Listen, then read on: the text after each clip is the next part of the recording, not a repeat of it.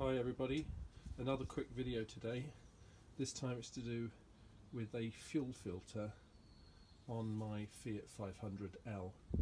I'm making this video because I can't find a detailed video on how you go about changing the fuel filter. So anyway, I've bought the fuel filter. This is a Comb line filter, and this is where the filter is in your car. And there's probably 5 things you need to be aware of here or be dealing with. So there's 2 fuel line clips. You see one at the back in green and one at the front in yellow. There's the electrical connection in the middle, and then deep in here you'll see there's one bolt here and there's another one tucked around the back. So how you go about getting that canister out to change the filter is to first remove the engine cover to give you some access, which I'll do now. Just pull straight off. Right, so the engine cover's pulled off, and that enables you to get in here.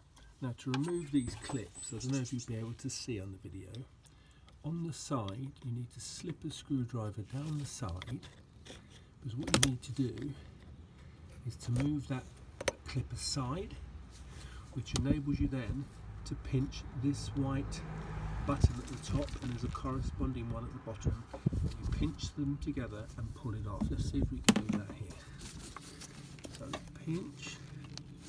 It's very difficult to do with a phone. I might have to put that down. Yes, I think I have to. So I'm going to pinch and pull off.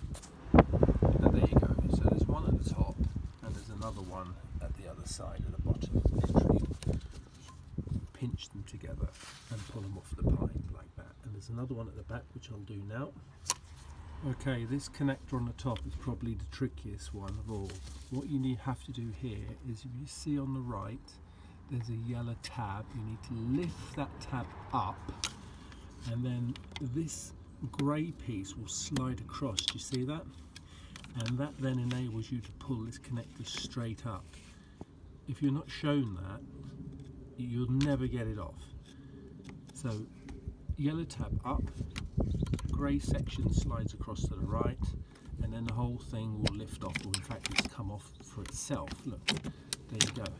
So the only thing holding that cartridge on now are these 2. They look like 10 mil bolts, one here and one here at the back there, and you undo those and this canister will lift straight. Okay, so here it is out, lifted straight out. There are 2 10 mil nuts holding it in to the side, and as you can see at the bottom there's a little pin, and if you look down here, that pin locates into that little rubber grommet type thing, and there's the bracket for the bolts to go into. So we'll get that onto a bench and have a look at it. Okay, so what you've got to do now is undo these bolts that hold the cap on to the canister. Now I'm going to, like all these type of things, I would undo those in a cross pattern so you don't stress anything. So just whip those bolts off and this will lift straight off, and then we're going to have a look what's inside. Okay, there they are, the 6 bolts, tiny little bolts. So when it comes to putting them on, I wouldn't torque them down very much at all. I would just call that a tight nip. Right, so anyway, so what you need to know is put a bucket underneath, because there's obviously a build-up of pressure of some kind in there, because it starts pouring out. And there's what's wrong. Look at the state of that filter. Amazing. Another good reason to do these changes yourself, because that's supposed to have been changed twice, and that's a 5-year-old car, and I'm not sure that's ever been changed. Anyway, this here, if I show you over the bucket, is just pushed on to the housing. So you just pull that off and dump that in the bucket, and then we get the new one out and have a look at what a new one looks like. Well, I've actually tipped the diesel out of this canister because there's a lot of dirt in the bottom of there, and I know there's a good cup or 2 of diesel and people want to keep it, but there's a lot of grit and grime, as you can still see there. Here's the cloth that's come out from wiping it, and I've decided just to give it a good clean. So I'm going to clean it out completely before we get on to putting a new filter in. So there it is, super clean, clean the shaft here. So what you need to look at next is the filter comes. Now this one was a comb line filter, so there it is, all sealed in the bag, and there's also a couple of O-rings. Now if you look at this unit here, there's 2 O-rings here, so those are to be slipped over here, which I'll do now. Okay, so I've slipped those on there. So the next thing you do is you open up the filter, and you notice there's a little spout at the top. And if you look down at the unit here, at the top here, there's a hole. And when you put this, offer this up, you push it onto the shaft and make sure that that goes into the hole and it pushes on and clicks on tight, which I'll do now. Okay, with a big firm click, it goes on tight, flush with the face.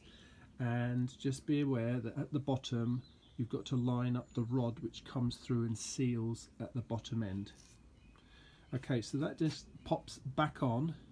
Make sure you pop it back on the same orientation as the way it came off, so the pipes will all line up. If you've forgotten, just rewind the video because you'll see which angle, because if you look from there, the brackets are in a fixed position and the rod was to the back in that direction on the car. But you have a look at yours and see which way it's lined up, and then just nip the bolts up tight. Well, just a quick one again, I just stand corrected because it wasn't a bad guess by me, because it can only go on one way. I've just noticed there's a little lug here that can only slot in one way, so that makes life even easier. So anyway, I'm going to nip the bolts up and offer it back up to the car. Okay, there it is. So nipped up tight with a 10mm. I used the socket. I used the socket on the back.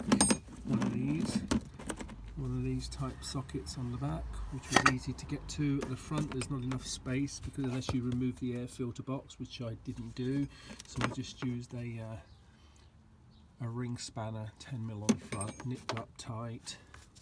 You push these clips right fully on, which enables you to push the yellow, in this case retaining clip, back over, and the same with the back and the same with the connection. Pushed it straight down, push the grey block all the way to the left, and the retainer clip yellow goes down, and that's back on.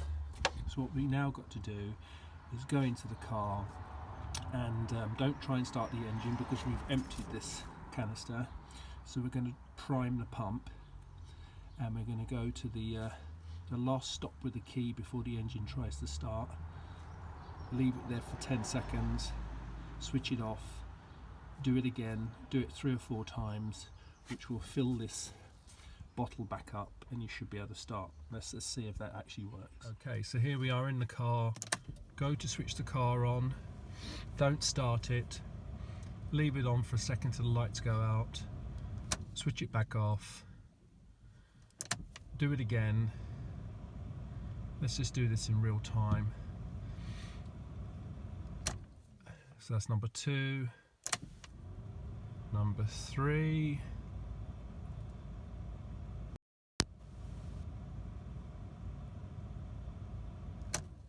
number 4. All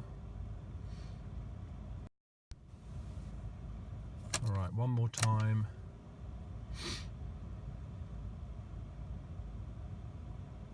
Okay, so let's try and start this. Foot on the clutch, let's try and start the car. There we go, that started up. Well, I hope that helped somebody. It certainly helped me. So yes, what do you think?